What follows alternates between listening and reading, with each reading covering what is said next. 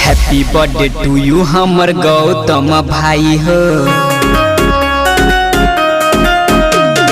Happy birthday to you हमर गौतम भाई हो। खूबे नाम कर खूबे काम कर खूबे नाम कर खूबे काम कर सब सपनमा तोहर राम जी पुराई हो।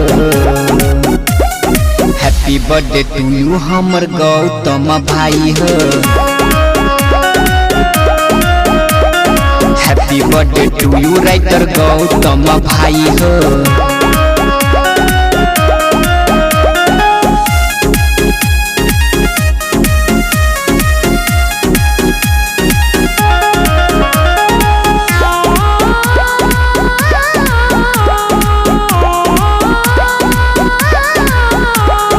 करे छिया कामना जिया हजार साल फूल जैसे बन के तू रह खुशहाल। करे छिया कामना जिया हजार साल फूल जैसे बन के तू रह खुशहाल। सबे सपनमा तोहर राम जी पुराई हो। Happy birthday to you writer Gautam भाई हो। हैप्पी बर्थडे टू यू हमर गौतम भाई हो।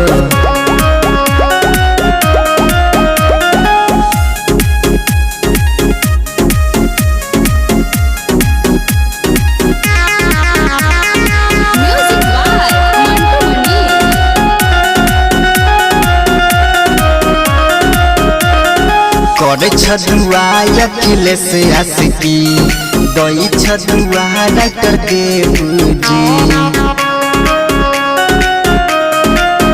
हाँ करे छदुआ अखिलेश आशिकी दई छदुआ राइटर देवजी। मम्मी पापा तोहर बाटे छ मिठाई हो। हैप्पी बर्थडे टू यू हमर गौतम भाई हो। Happy birthday to you writer Gautam भाई हो। जन्मदिन की ढेर सारी शुभकामनाएं राइटर गौतम जी आपको।